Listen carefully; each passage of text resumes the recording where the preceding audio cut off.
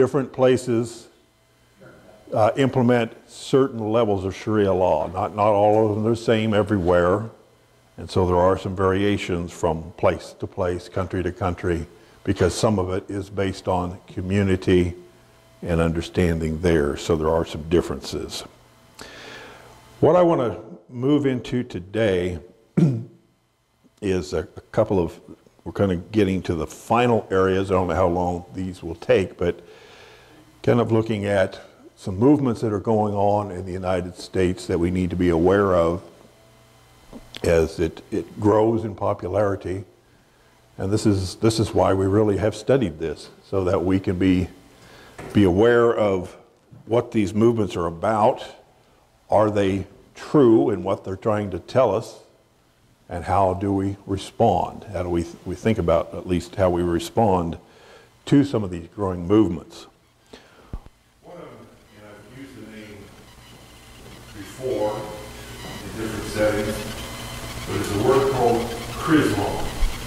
Basically a spelling of combination of the word Christian and Islam. I think it spells C-H-R-I-S-L-A-M and C-H-R-I-S-L-I-M.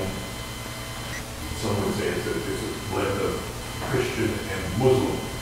But I suppose it depends which one you take, whether you do an I-M or A-M. Either way, this word first appeared in a book in 1993 by a man named Arthur C. Clarke, a book called The Hammer of God. And he used this word, of course, in that context. It was more fictional. It was a religion that was blended together Islam and Christianity. About that same time, there was a group of people over in Nigeria called the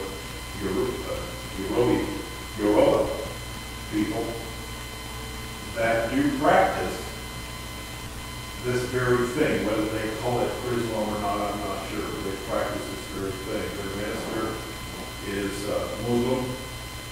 It is a mosque he has very close to the border of Nigeria. And he teaches from both the Quran and the Bible from his pulpit. Like he has them both up there. He's been doing this for 20 plus years. And he does blend the two together because there is a lot of Muslim and Christian in the area where he teaches. And so he has done a blending of this together. Now we've talked about over the last 2 or 3 Sundays why I think that is impossible to do, to actually blend the two together because of the substantial differences in the core values. But there's those that don't hold those core values, and there is a more blending together.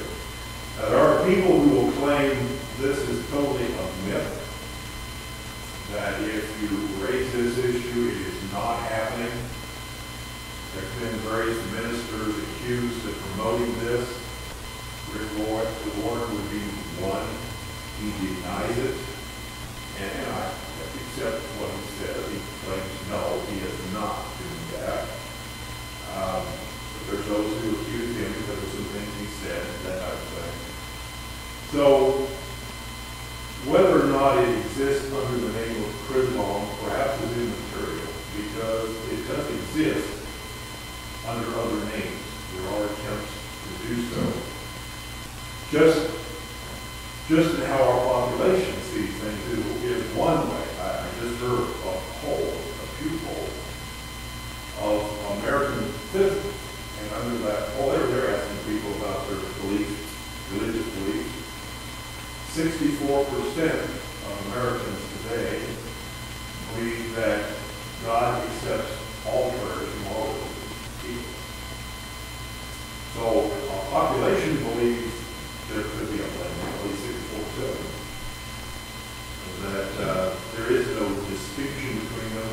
God accepts all religions, they're all basically equal, and God would accept prayers from anyone, from any religion. That's interesting considering 85% of our population claims to be Christian. So a large portion of that 85% must be in that category, believing that all faiths 80% of Americans believe that all people go to heaven. There is no hell, and that all people will go to heaven. So Christianity in our nation, and what we understand Christianity to be, is being watered down quite a bit. And therefore the landscape is ripe for being able to accept a blending of the two, because if 64% believe there's no difference, then why would you not accept the two? That sounds kind of very tolerant, but it's not. Tolerance is now the key word in most of it, in academia and in the liberal left, in a lot of places. Tolerance is prized above most all things. And out of that grows moral tolerance, in that there is no absolute truth. Everything is situational ethics, depending upon circumstances, depending upon the sincerity and what you believe is immaterial. So you can see how that can grow. One of the things that it did happen, and you can give it whatever name you want to give it, pretty long, there is some websites that cited under the ACW movement. ACW for initials standing for, we'll talk about here more in just a minute, a common word. And you can find websites on that. I've seen them. I've been on them. And they're there. It comes out of what did happen, and it is true it happened. And this probably goes back as far as John Paul II, Pope John Paul II, and that he addressed the issue of Christianity and Islam, the Crusades, and I believe that, and I'm not going to go into that a lot. I don't know about a lot. I'm not Catholic. I didn't spend the time to look it up a lot of what he said. But I think he kind of started the conversation with Muslims trying to invite, finding some common ground. And that in and of itself is not necessarily bad. I'm not saying that. This whole study is to say that we can't have nothing to do with Muslims. We need to look upon them with all suspicion of them. That's not what this study is about. It's that we need to understand what we're talking about. And when we use certain words, we're all talking about the same thing or not. Then in 2006, Pope Benedict XVI gave a speech in which he called Islam, or he said Islam was not a religion of peace. And that fuzzed up a lot of Muslims over that, became very upset over it. In fact, there's some rumors, how true they are, so I'm saying it's a rumor, unsubstantiated, that may have had a lot to do with why Pope Benedict stepped down from the papacy when he did, and that he is under multiple death threats. That is why he lives basically in isolation now. So he can be protected. Now that may be absolutely untrue. There is some rumors about that. But in response to that, in 2006, there was 138 Muslim scholars, clerics, that issued a joint open letter to the Pope. And it was called, and it's kind of become entitled, A Common Word. And they did that from a grand verse, which we're going to read here just a little bit. But they wrote a letter basically saying that we need to find some commonality between the two religions, since combined we make up about 55% of the world's population. Therefore, what goes on between the two as Christians and Muslims has a profound effect on the world. And we have had a history of a lot of difficulty fighting blood. And therefore, we need to perhaps open up some dialogue between the two to see if we can reconcile some differences. They refer to this a common word, saying that there is a common word between the two religions. And what they focused on was a principle that is taught in both Islam and Christianity. Love God with all your heart, with all your soul, with all your might, love your neighbor as you love yourself. And saying we should be focused on that because we both believe in that. We have common ground. And therefore we should come together as much as we can to try to solve the differences. Their letter never mentions Jesus Christ. They do raise about the past difficulties between Muslims and Christians, and that was open letter. Then in 2007, there was a letter created. I think it came out of Yale University by the supposed scholars there, which Yale does have a school of divinity there.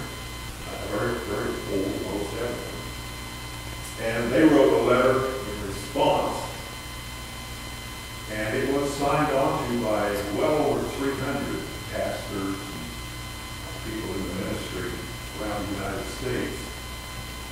And it picked up on this theme, and it picked up on this theme of a common word between us, and it's become known as the Yale Covenant.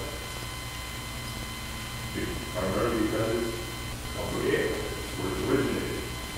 But it picked up on the same theme and indicated, yes, indeed, we do share those principles in common, and we would therefore be well suited if we could come together and formulate agreements and peace between us, etc.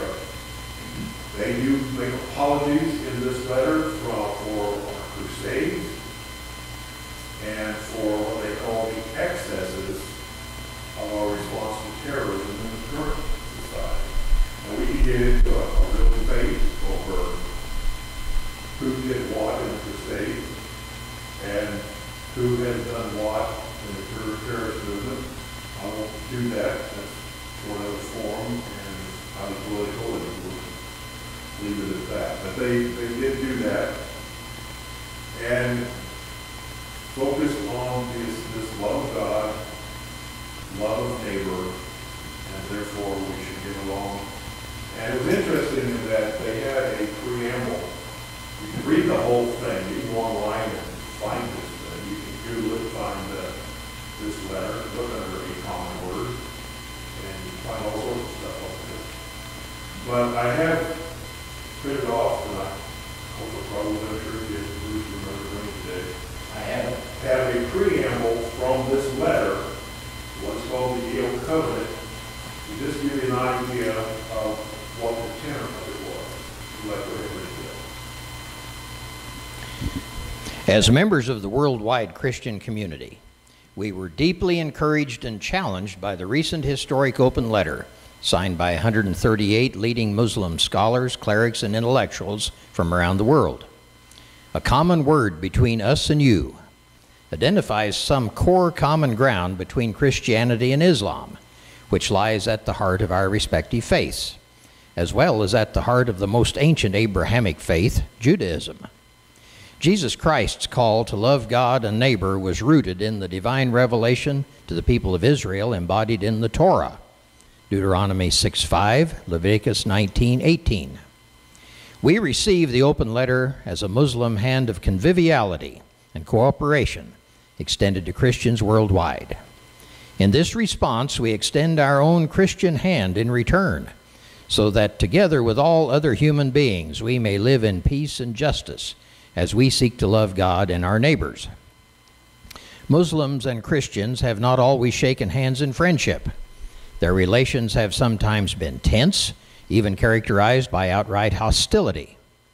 Since Jesus Christ says, "First take the log out of your own eye, then you will see clearly to take the speck out of your neighbor's eye," Matthew 7:5. We want to begin by acknowledging that in the past, such as in the Crusades, and in the present, such as in excesses of the war on terror, many Christians have been guilty of sinning against our Muslim neighbors. Before we shake your hand in responding to your letter, we ask forgiveness of the all-merciful one and of the Muslim community around the world. goes on. It isn't a real lengthy document. If you want to read it, pull it up on the internet. You have the capability to read it. And probably another 5 minutes would catch the whole thing. But that's the tenor of it. And if you look at it and look at the original letter that they're responding to, signed by the 138 scholars and clerics, Muslim scholars, clerics, at one level you have to say, well, that's not a bad idea. I mean, can't we just kind of get along on this? Can we not extend the hand of friendship? I mean, I don't have to necessarily believe in what you're believing, but we can stop killing each other. We can stop hating each other. We can try to get along. Sounds like a good thing, and I wouldn't necessarily be opposed to that. But if you look at it a little deeper, some of the words used, it starts to raise some concerns in my mind and the mind of others as to what are we talking about here in this hand of friendship. And as you notice, it groups into in the name of the all-merciful one. That is a clear reference used by Muslims all the time to refer to Allah. That is not a Christian term. That is a Muslim term, and yet it's being used by Christians. The all-merciful one. So the question arises, are we again trying to blend in order to see peace? The two doctrines to say we're all praying to the same God. It's also interesting in that in the Muslim letter, it cites a particular chapter and verse out of the Quran on which they get the term a common word. I believe we had a copy of that. I think it's that 364 or something like that. Would you read that? This is out of the Quran. O people of the book, come to a common word between us and you, that we worship none but Allah, and that we associate no partners with him, and that none of us shall take others as lords besides Allah. People of the book, people of the Holy Bible, a common word between us, and it references Allah twice. In the letter that they sent to the Pope, it replaces the word Allah with God. Now, again, I think some Muslims would say Allah is just a generic word for God. So it could be taken anyway, but I think if you study the Quran and you study Muslim material and the Hadith and the Sharia law, that is not the way they got. Allah is their God, not ours. Remember when we first started this whole series, I read to you a verse, well, actually 6 verses out of the Quran, down at Surah 109, verses 1 through 6. O disbelievers, I do not worship what you worship. You do not worship what I worship. I do not serve who you serve. You do not serve who I serve. So in the Muslim belief, Allah is not the same as the God Jehovah that we worship. And as we talked about looking at several verses out of the Quran in the past, don't be the same thing. We're not about the same God. Because their God says there is no Trinity. Jesus Christ is a created being. He's a great man, he's a prophet, but he's no son of God. Allah didn't have a son of God. Jesus Christ didn't die on the cross with all faith. People just thought that happened, and it was all faith. And although he never died, he did ascend to heaven, and he is coming back. When he comes back, he's still in judgment of faith. It was all faith, and that he was Muslim. And now we all need to convert to Islam. That's what their book teaches. Not making it up. That's what their book teaches. We look at those verses. So you then have to wonder, when they changed that word from Allah to God, was that by intent to make it appear like, we're just talking about a God? Generic God, your God, my God. Why did they take the word Allah out? Why is that interchange taking place? Why do we respond to the all-merciful one? Is there a growing trend? And I think there is. Now, is it substantial? Perhaps not at this point, but these things grow. This attempt to blend the two together and say we just all worship the same God. We just have two different points of view, but that's okay. Therefore, we have a double-minded God. It tells one set of people, Jesus Christ is my son. He's part of the Holy Trinity. He's divine. And he died on the cross for the sins of the world, and there's no other way to heaven.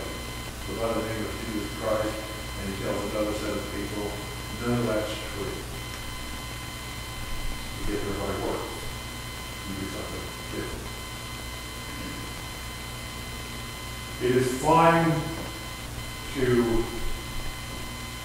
seek accommodation between the two religions to see if we can find peaceful solutions to some of the problems that we are butting heads. This is a global society now. There's no isolation. Islam isn't just over there, and Christianity is over here. It's everywhere. I think I heard another statistic just recently that Christians are being persecuted to the point of being killed in 130 nations at this point, primarily by Muslims. So there is a lot of violence. If we could stop that, yes, we should. But at what cost? We sure should, because Jesus does teach us to love our neighbors, and the Muslims would be our neighbors just as much as the person across the street is our neighbors. And we are to love God with all our heart, soul, and mind, but are we talking about the same God? And therefore, we cannot, for the sake of peace, compromise doctrine or teaching. The doctrinal values that we have. Those cannot be compromised for the sake of peace. And so it depends at what level. And I'm afraid there is a growing trend of compromising doctrine for the sake of peace.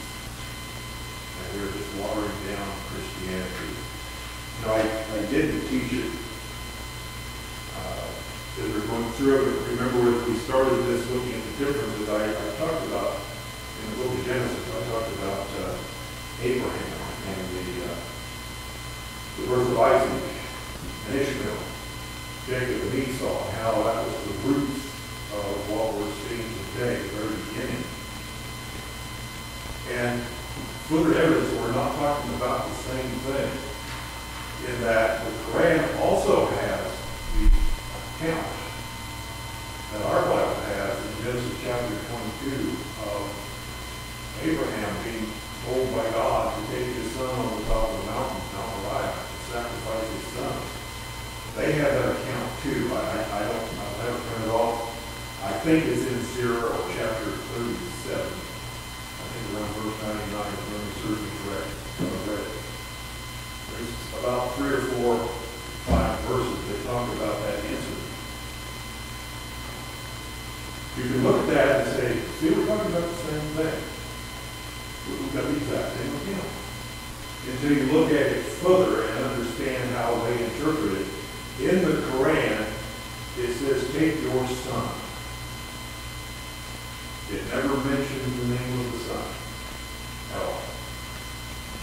In the Bible, in Genesis chapter 22, particularly starting in verse 2, in fact, reading it, Bob, you mind reading that? Genesis chapter 22, verse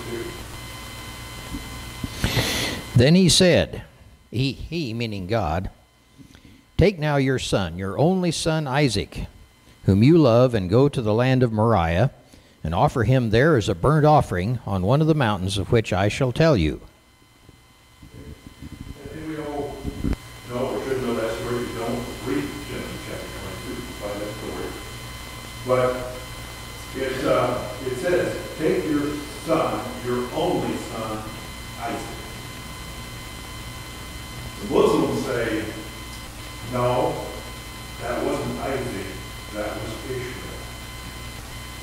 And they say that because because they focus on the words, take your son, your only son. And they interpret that to say, well, the only time Abraham had an only son, that was Ishmael, because he was born 13 years before Isaac. They don't deny Isaac's birth. But they say the only way to interpret that is the only son. It has to be Ishmael. And the fact that Isaac is mentioned in that verse is a misinterpretation. Never mind the fact that if you read chapter 22, you'll find Isaac mentioned about 5 or 6 times. So I guess there was a misinterpretation all the way through. That is explainable from a Christian standpoint when he says, "Make your son your only son." Remember we talked about that, the child of the promise, the child of the flesh. God acknowledged that, and he said clearly to Abraham, when Abraham and Sarah talked to their own version of how they bring it about through the slave girl Hagar, and produced the son because Sarah was old and barren, and they didn't believe God would do that. God said, "No, this is not the way. I'm producing a son through you and Sarah." Part of it was the fact that it was a miracle in the first place. Show only God could have done it. Anybody could have done what they did through Hagar. She'd be unborn. And so she was not past the child producing Hagar. It doesn't a miracle whatsoever. Sarah was. Remember. So what Christians would say is that when they were referring to your son, your only son, God is referring to the son that I have chosen as the child of promise, not the child of flesh. Because the blessings were never to go to him. And God had conversations with Hagar and Ishmael, some of them. You'll be blessed, but the plan isn't through you, it's right. And so we have those differences. And that is the thing you've got to always keep your eye on when they talk about, oh, we believe the same thing. We have the same story as you do. Yes. But you don't believe it's Isaac. You believe it's Ishmael. You may not say that. And you may not say that for reasons that you want me to think it's the same story. That we're all talking about the same thing. We're all just talking about the same God. I'm not going to call him Allah. I'm going to call him God and put that verse out that way. Could that be? Because I don't want you to know what I really think. I want you to interpret the way you think it should be interpreted, and for you to come to the conclusion we're talking about the same thing, but we're not. So we have to be real careful of that whole thing. As this movement is going to grow, mark my words, it's going to grow. As things between violence gets worse, terrorism gets worse. And like I say, not all Muslims are violent people. And there's going to be this movement that's going to grow. So we have to be very careful as to what we're talking about, what we're agreeing to, what we're compromising on as we go through this. And as I said last time, be very careful when we're talking about words. Ask the question, are we defining the word in the exact same way?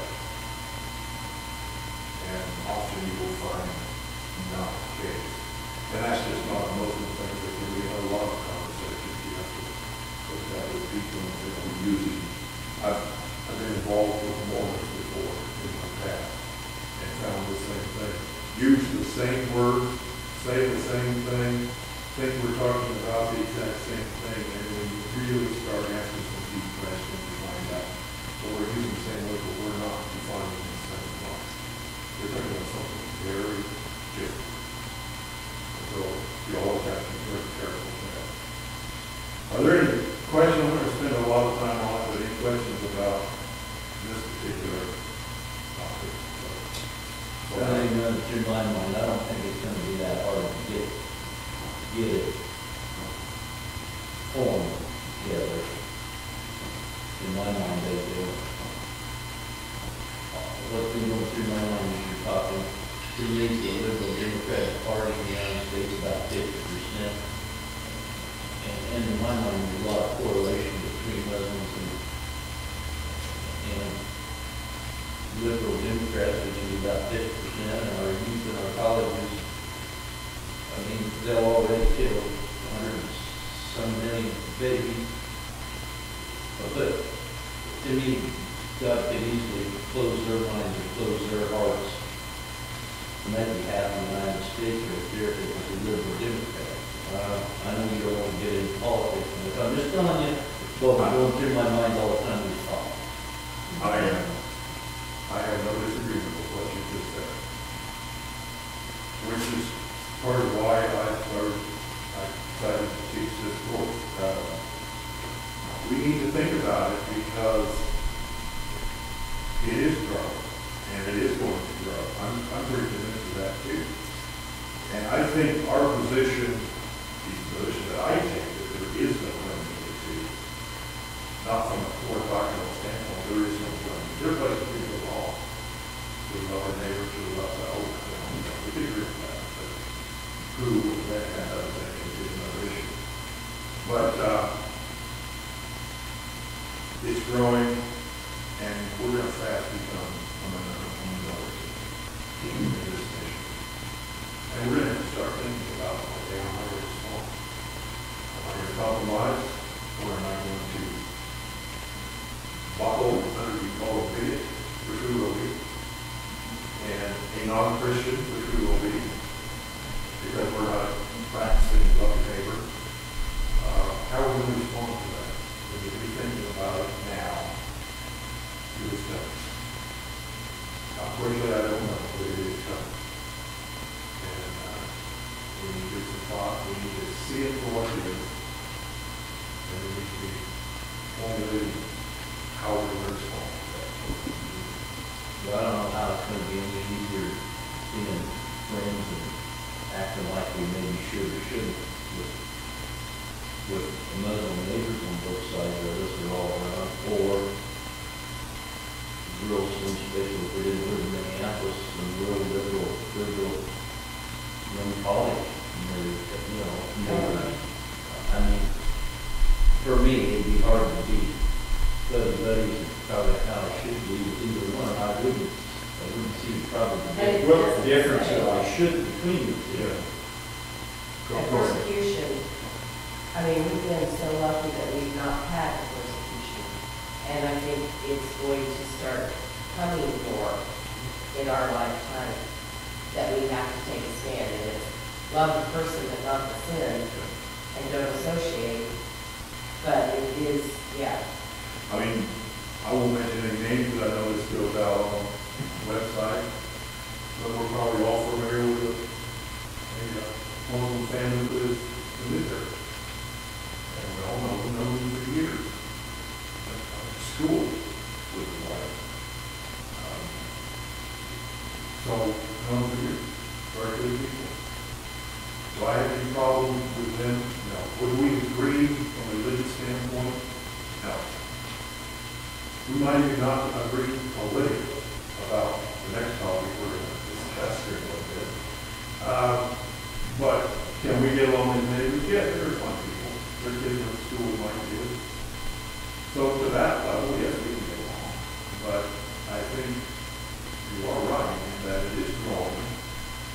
And we always have to be careful in mind, remember the Sharia doctrine we talked about of jihad and abrogation, and that peace is what you pretend as long as you're weak, until you become strong enough to overpower the dominant part of the culture, and then move to jihad. That is the doctrine that's taught. Now, am I saying this family in town is pretending to be peaceful? No. Like I said, there's probably a lot of them. They're just peaceful people. Just want to get along, don't want to cause a lot of problems. We just join in on terrorism, But the percentage that would, even though a minority of Muslims, if we don't say that, is still a significant minority. And given weapons of mass destruction and stuff, can be extremely dangerous. we can't think of it. It's become. Steve, could we think of this as the beginning or the basis of a worldwide religion? I think so. That would be, Paul tells us that in the latter days there's going to be an apostasy, a falling away from Christianity. It's compromise. This time, It's compromise. yes, that looks to me like an apostasy. In fact, I think I see a lot of apostasy now of what people would say is acceptable in this country that wasn't 30 years ago. But now it's widely accepted. That, in my mind, we're moving away from biblical standards. As we had a conversation with Ben Kirkbrooke yesterday, it's all going back to the tree of knowledge, the Garden of Eden, where Satan looked Eve in the eye and basically said, who's in charge here? God said you should eat the tree that of the good and evil before you'll die. You surely won't die. God knows that the day that you eat of that, you'll be like him, and you will be able to determine what's good and evil. In other words, who's going to decide what's right and wrong? God? God's word? Or you think about your own, and you decide what's right and wrong. Obviously, it doesn't have a way in the United States. Steve, would you mind if I read what Paul had to say about all this? No, go ahead. There's several verses. Go ahead. They all come from 1st and 2nd Timothy. Timothy, of course, was Paul's student, his protege, his minister. And Paul is giving him some wise instructions, some counsel, and says some very prophetic things. He says in 1 Timothy chapter 4, Now the Spirit expressly says that in latter times some will depart from the faith, giving heed to deceiving spirits and doctrines of demons, speaking lies and hypocrisy, having their own conscience seared with a hot iron. And in chapter 6, beginning in verse 3, he says, if anyone teaches otherwise, and he's referring to his teaching and the teaching of the whole Bible, and does not consent to the wholesome words, even the words of our Lord Jesus Christ, and to the doctrine which accords with godliness, he is proud, knowing nothing, but is obsessed with disputes and arguments over words, from which come envy, strife, reviling, evil suspicions, useless wranglings of men of corrupt minds, and destitute of the truth, who oppose that godliness is a means of gain. From such withdraw yourselves. And then briefly in chapter 3 of 2 Timothy, he says about these same people, always learning and never able to come to the knowledge of the truth. Yes, and that's what I see as a general trend. As each generation passes, we water Christianity down further and further. With Paul, it says today, 64% of Americans say all of it. There is no difference. God accepts the prayer small. I think I cited that here 1 or 2 lessons ago. The moral 4% of the millennials, which are the ones that are, I think, around 16 to 23 years old, which is our upcoming adult generation. 4% believe in the biblical worldview. Christians have been terrible at passing their philosophy down to our generation to the next, and it's gotten worse and worse and worse. So do I see an apostasy coming? Absolutely. Do I see this perhaps as the beginning stages of one world government? Absolutely. As this world gets smaller and smaller with flights and social media and internet, we're getting smaller and smaller. We're getting more family economically, politically. Globalization, I mean, that is being done. There are the powers that be believe that needs to be the case because they believe the world is too small to be nationalistic and have all of these differences. We need to break down national barriers and blend people together. And then the elite will decide how resources are going to be distributed because there's not enough resources to distribute everybody. That's a fact. That's a movement. That's not. There's no Steve, you said several years ago, I was asking you, how come the liberals would believe false things? And you said facts don't mean anything to them. Well, that's what I said, and I said that last week. Have your own opinion about your own facts. You don't have to watch the news very long to realize facts are meaningless. It's now all perception. What I can convince you is true. That's all that matters. Even if I know it's not. Whatever agenda I have, and whatever it takes for me to convince you my agenda is right, that's perfectly acceptable. Because truth is relevant. So therefore there is no absolute truth. The facts are meaningless. And I'll really on the Republican side or Democratic side. You don't have to look very long to see that's the case. Facts are totally relevant. And especially as we move into 24-hour news cycles. I watch a lot of news, probably more than I should. Probably more than most people. But one of the things I do see is watch what report they come out with when something first happens. The game now is not to report accuracy, but is to be the first to report on it. And accuracy, who cares? Watch that same report from the same news channel 14 hours later and you'll get a whole different set of facts.